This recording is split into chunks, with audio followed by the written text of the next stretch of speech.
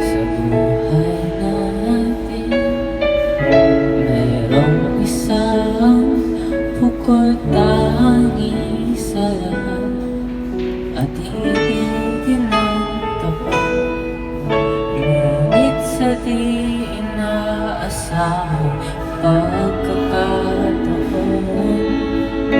na para bang ika'y nilalaro,